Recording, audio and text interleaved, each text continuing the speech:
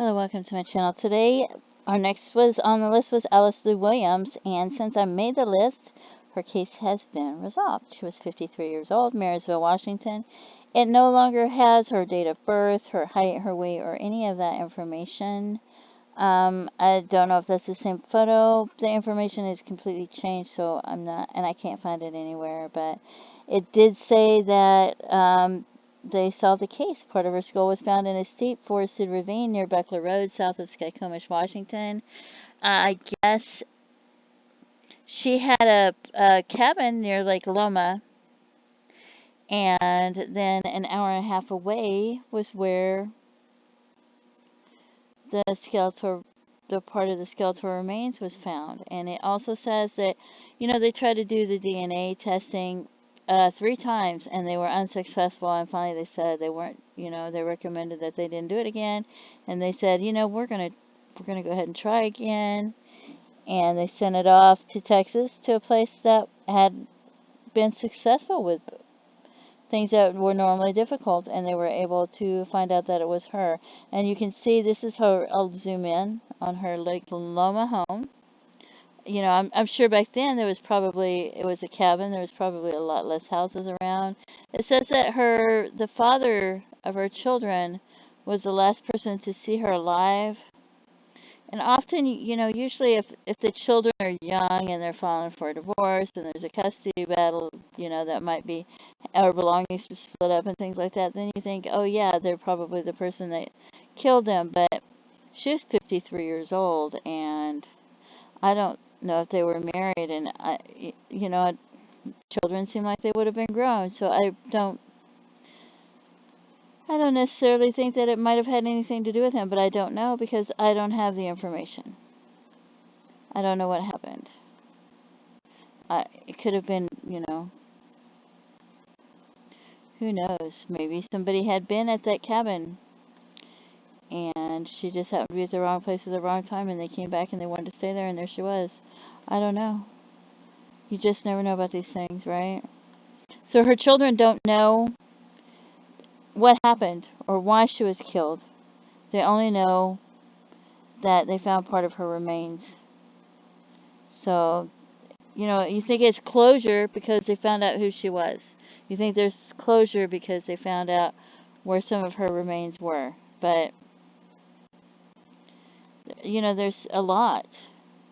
They still don't know who did it and why. But if you do, there's a picture of her. She was so beautiful.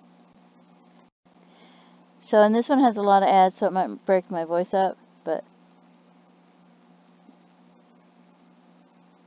talks about she disappeared from her Lake Loma cabin, Lake Goodwin, 41 years ago. Her children's father was the last person to see her, but not necessarily. The killer was the last person to see her.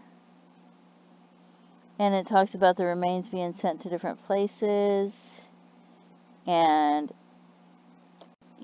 suspicious circumstances because of,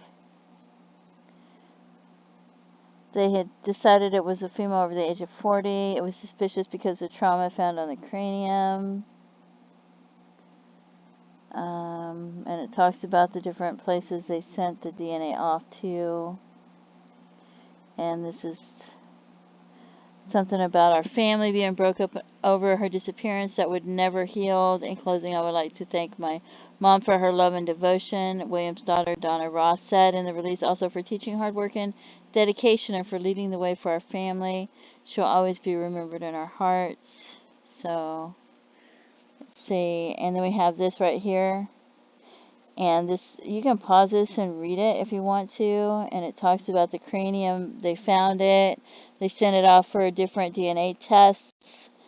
And they just didn't have, they just weren't able to identify her, even though they sent it off, 3 times. And finally they decided to give it one more shot.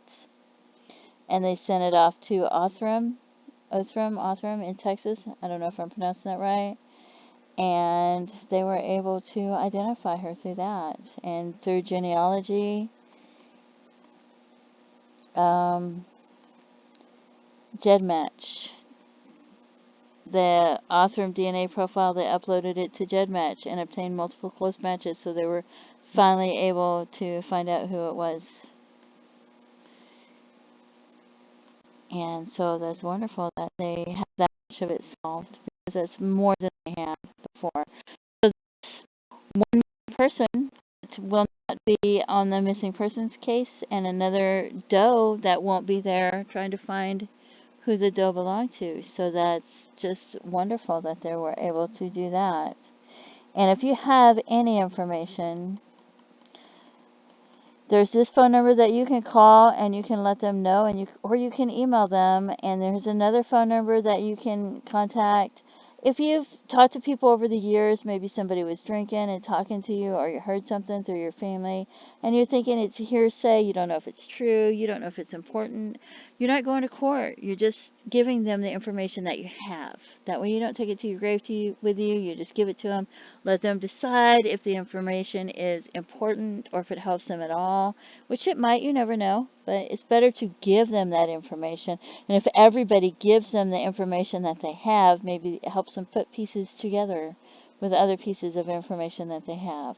Don't forget to pray for her family and her loved ones, the investigators, everyone that has been scarred by this case, because it's a lot of weight. Even just reading about these cases and missing people and looking at does and things, I have nightmares. So I can't even imagine what her family is going through and the investigators.